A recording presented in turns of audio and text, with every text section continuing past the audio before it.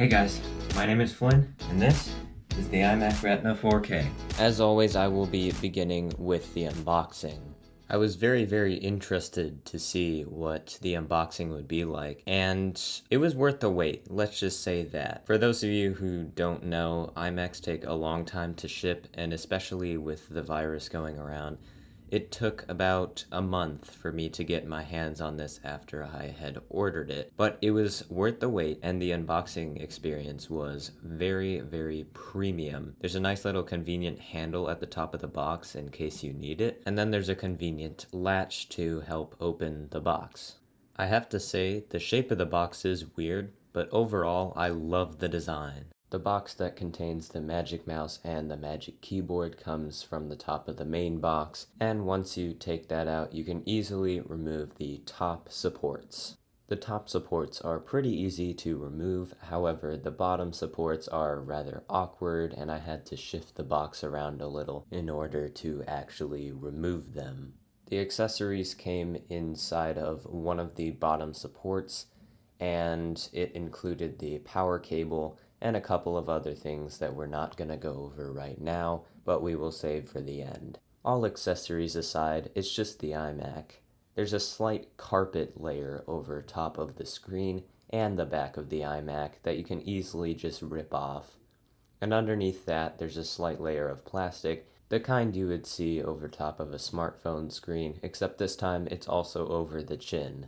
Taking off the plastic was not as easy as I thought it would be. There's some tabs behind the iMac that are tricky to take off, and I ripped the plastic a couple times, which kind of ruined the experience. However, I was more interested on what was underneath this plastic. Overall, I was happy with the unboxing experience.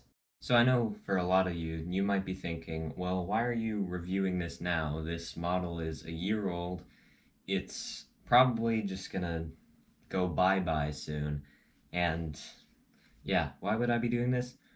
Well, this iMac is the last of its kind. It's one of the last Intel Macs. It's probably the last 21.5 inch Mac. It's also one of the last iMacs with this design.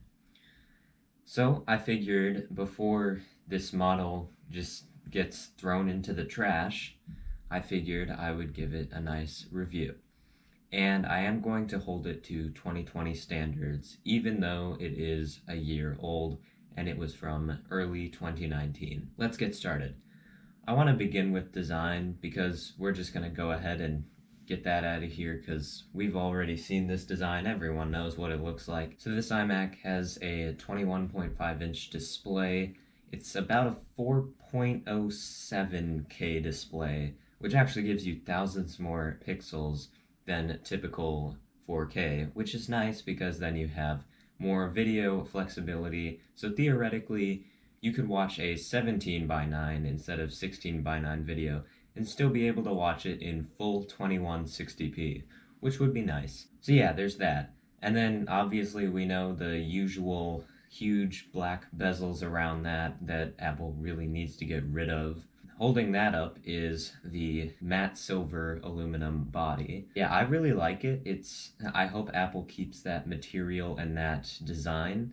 It's also matte silver aluminum on the chin. There are two glossy tar black Apple logos on both sides of the iMac, which I kind of like.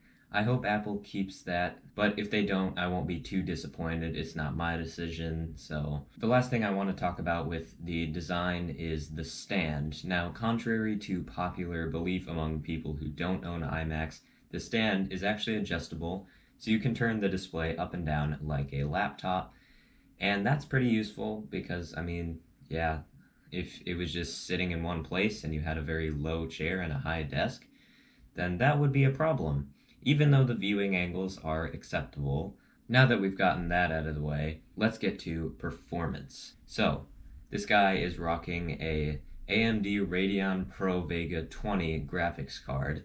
The way I see it, it's more designed for video editing than gaming, if that makes sense. Like, if you're a gamer, I wouldn't recommend buying this unless you're okay with 1080p gaming, because that's all this can really handle.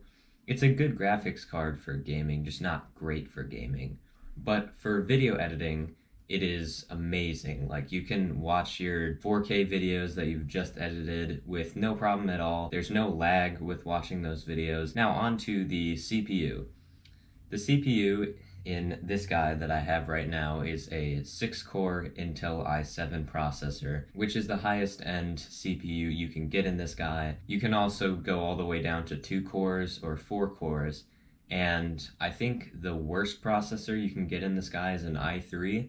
I would not recommend that at all. Get at least an i5. But yeah, those are the options. It also has two 8GB RAM modules, which merges together into 16GB of RAM.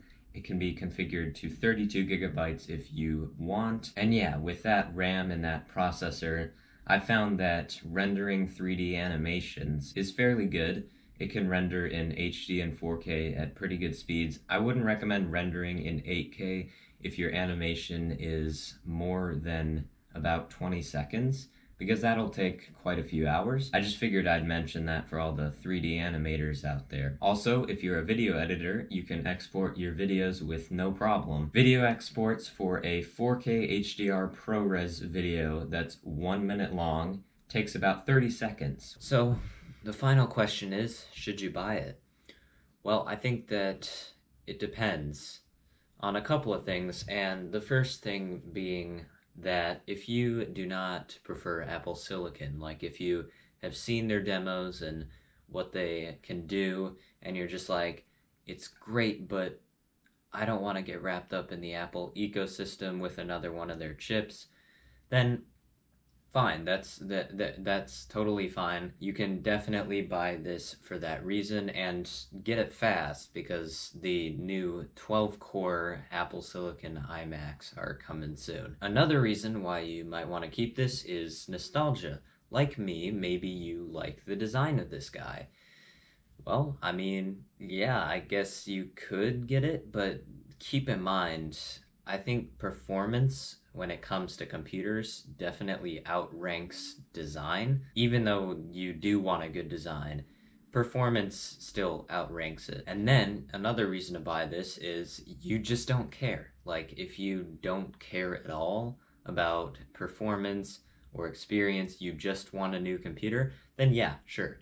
I mean, a lot of people buying this are only buying it because of the display, and maybe because they don't have a lot of space for a big 8K monitor or something. So yeah, I would definitely recommend this for just average users. Now here's the thing, reasons why you shouldn't buy it. So first of all, like I was saying, Apple just released their Apple Silicon MacBooks, and now we know that the Apple Silicon iMacs and maybe a new Mac Pro, I don't know, all those guys are probably coming out soon. I would definitely wait for those.